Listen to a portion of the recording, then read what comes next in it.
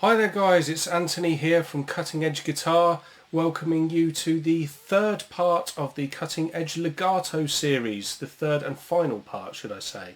So what we're going to be doing in this lesson is we're going to be taking the elements that we did in part 1 and part 2, putting them together so that we can cover much larger distances on the fretboard with this technique. In part 1 we looked at scale fragments, and in part 2 we looked at taking those fragments along the length of the strings and across the fretboard. So now we're going to start combining these areas together so that we can kind of play wherever we want on the whole neck, starting low, working high, starting high, working low, etc. So let's get right into it with the examples, of which there are 12, the same as there were in the last two lessons. So example number 1, we're going to be using a technique called Octave Displacement, which is where you can take one of our scale fragments and instead of playing them along the length of strings, we're going to take them up through different chunks or octaves of the fretboard to cover a much bigger distance. Example 1 starts with an ascending hammer-on figure and looks like this.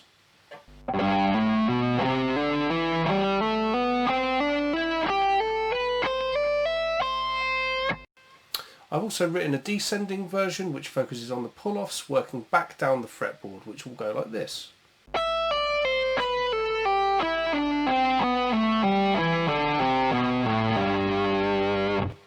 Let's have a look at those two up to speed.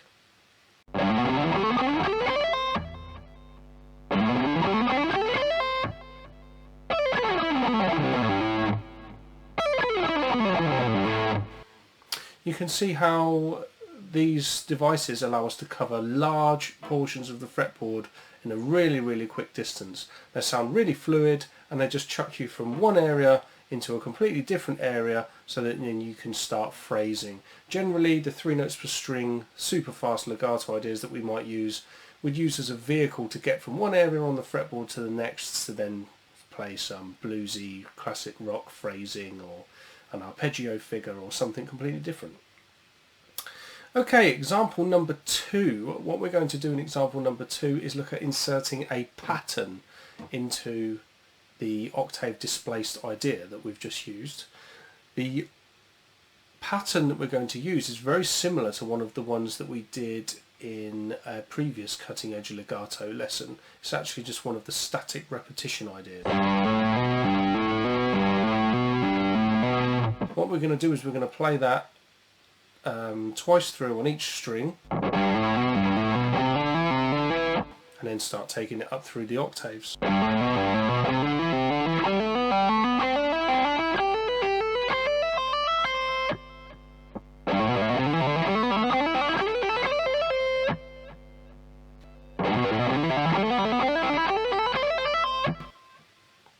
Okay, example 3 also shows the reverse of that using pull-offs. So the reverse pull-off idea would now be,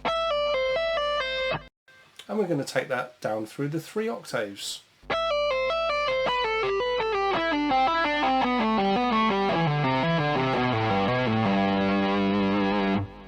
Just so that we're aware of the scale positions and everything I'm using as per the first and second part of this lesson.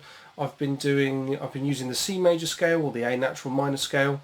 Obviously these exercises that we're looking would work over any of the modes of C major that you happen to be improvising in. All of the lessons up to this point have all included scale diagrams so that you can see what parts of the fretboard I'm using and other areas you can transpose these ideas to. Okay, let's have a look at example number 4.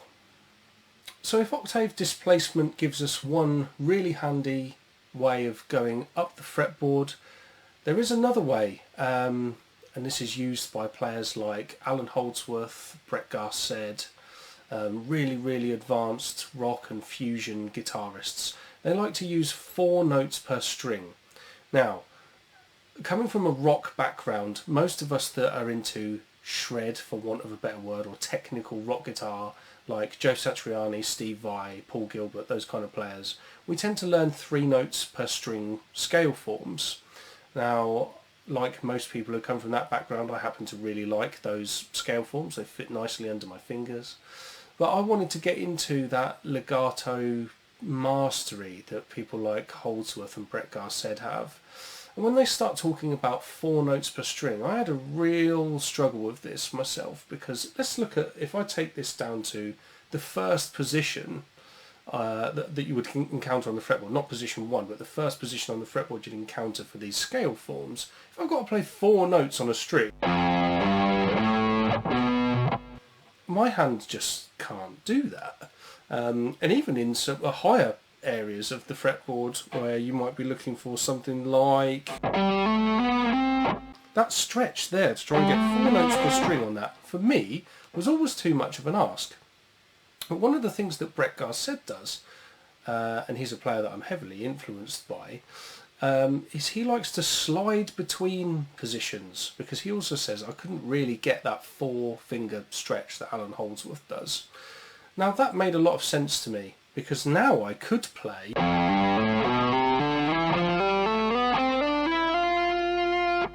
I can get the 4 notes per string without having to do those ridiculous stretches. Now when I say that they're ridiculous, you know, Alan Holdsworth was an incredible guitarist. There's nothing ridiculous about what he does. Like, it's brilliant. When I say ridiculous, I mean just the level of technique was so high, it's out of this world. So for someone like myself, who doesn't have the biggest hands in the world but did want to get that kind of effect, stretches make a really good compromise. Sorry, stretches don't make the compromise, the slides make the really good compromise. So in example number 4, what I've done is I've written an ascending figure for the C major scale, A natural minor scale, whichever way you want to look at it, that is going from the lowest position I can play a fretted note, the F, all the way up to, I'm just ending this with a little C triad. As I'm going to go my way up the fretboard, I'm just going to slide between positions like this.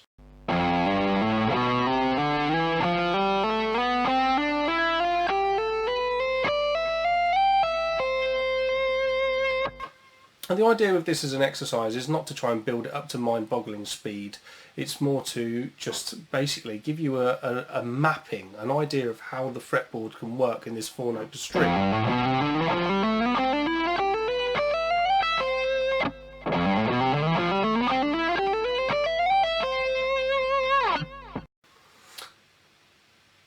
Okay, let's have a look at example 5, which is now looking at a way that we can go down the neck using this 4 note per string sliding. When I say this about the 4 notes per string, yes, we are using 4 notes on a string. There's my 4 notes. But I don't tend to think of it in that way, because I don't see the fretboard like that. I see the fretboard as the 3 note per string system, and that works for me. I like that. So what I tend to do is I see this more as connecting up different 3 notes per string chunks. So as I'm going down example 5, it looks like this.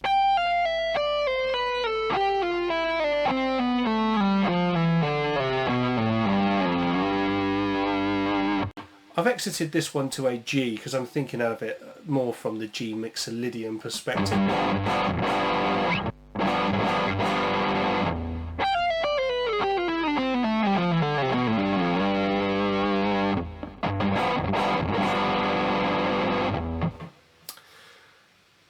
So yeah, I see this more as connected 3 notes per string. So as I'm going down through that example there, I'm kind of thinking, here is like the D Dorian shape, or shape 2, however you want to look at it, of C major. Then I'm sliding back into the position 1, sliding into position 7, position 6, position 5, position 4. So yeah, we're seeing 4 notes per string, but I'm thinking of it as connecting up 3 notes per string.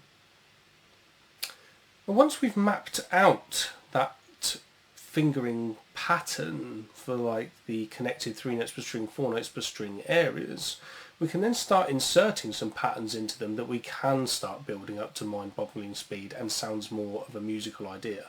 Example number 6 is a 16th note idea that uses the rolling method that we talked about in part 2 of this series. It goes like this.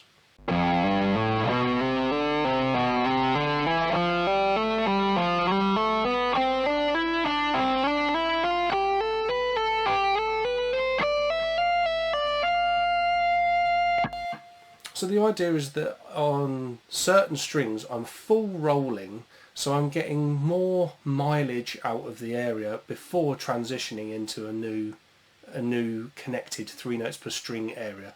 Of course, when I'm doing this, on the A string there I'm using 4 notes per string, but I'm playing that full rolling pattern that allows me to glide into one and the other. The amount of sliding and hammer-ons and pull-offs and the back and forward movements that are going in there gives us this really rolling, liquidy tone.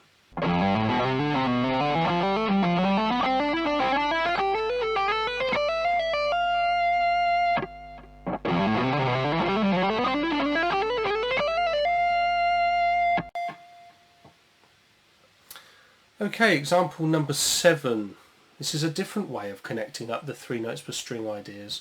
So what I'm going to do is I'm going to use the top four strings, and I'm going to be ascending one position, go straight up into the next position and come back down, connecting up the fretboard like so. It comes out like this.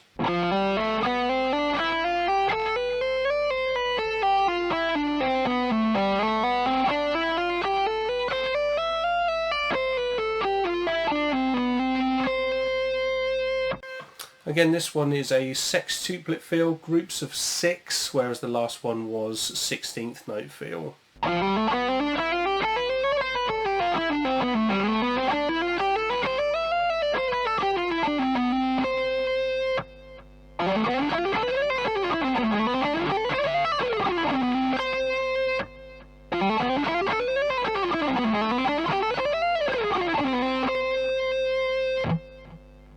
Okay, example number 8. This one is, rather than using slides between positions, which does give us that super gliding legato feel, this is one where we're going to just focus on hammering our way through different positions. So I'm starting again in a really low area of the fretboard, and then we're going to work our way up to a high area of the fretboard just by playing connected 3 note per string areas, hammering our way through. The example goes like this.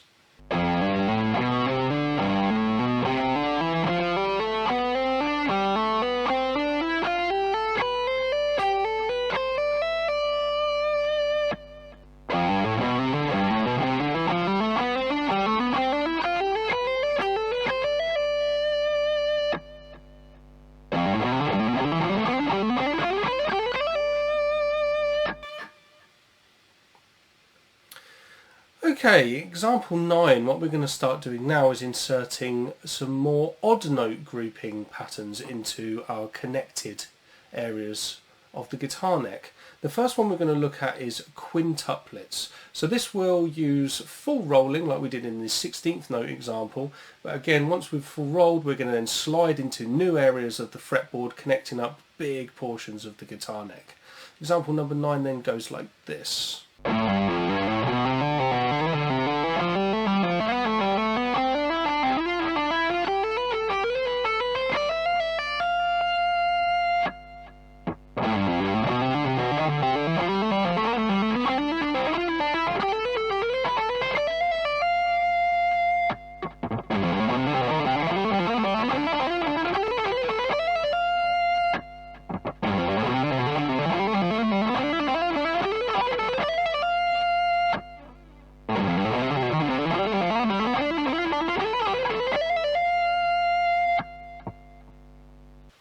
Okay, example number 10, we're going to now look at doing the same sort of idea, but we're going to introduce a septuplet pattern, groups of 7. This one goes like this.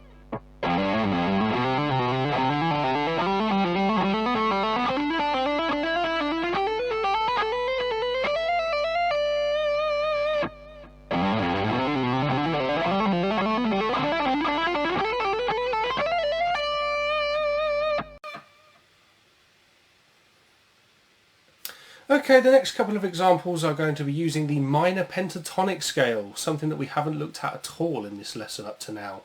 Obviously you can't do rock and fusion guitar lessons without including the minor pentatonic, so here we go.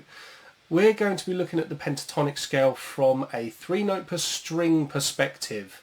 In the accompanying tutorial notes that I've written up on my post on my website and in the downloadable PDF that you can get completely free from there. I've written up a diagram that shows A minor pentatonic in 3 notes per string played up at the 12th fret. That diagram, when added to the fretboard, looks like this.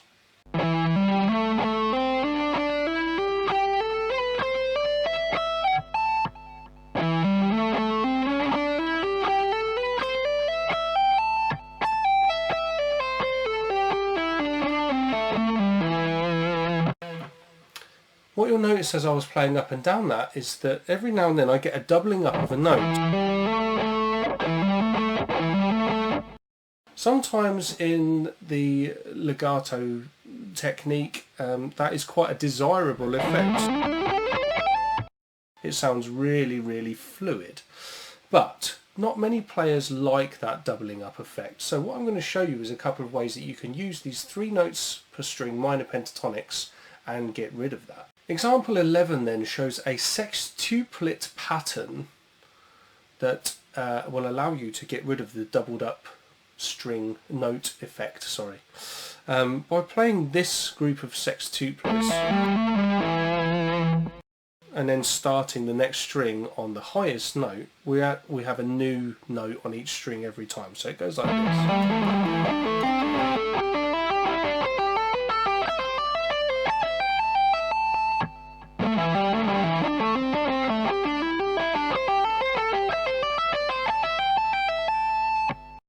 I'm just going to switch to my neck pickup for this because it does sound a little bit smoother on these kind of ideas.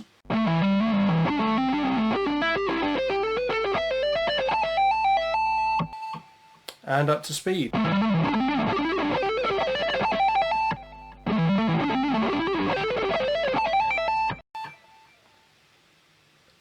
Okay, the last example for the lesson, example number 12. What we're looking at with this one is taking 3 notes per string minor pentatonic up through lots of different connected areas of the fretboard. Again, I'm still in A minor pentatonic, and what I'm going to do is I'm going to lay that minor pentatonic scale out like this.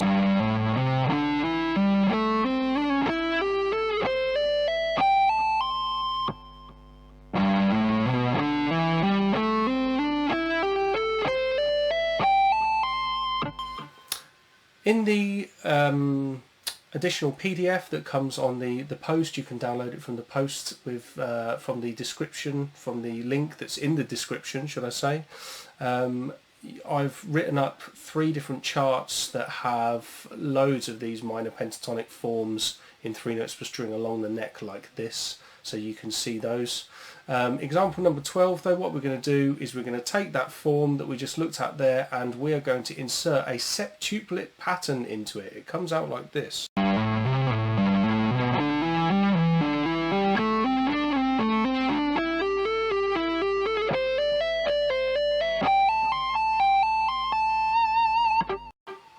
And up to tempo.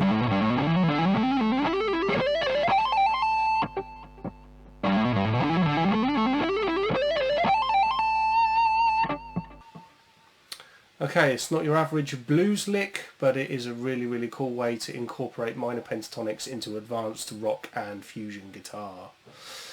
Okay guys, they are the 12 examples that complete Cutting Edge Legato Part 3. I hope you've enjoyed the lesson. Don't forget to check out the blog post that is linked to in the description that has tabs for all of these examples. Again, you can download a PDF of that lesson.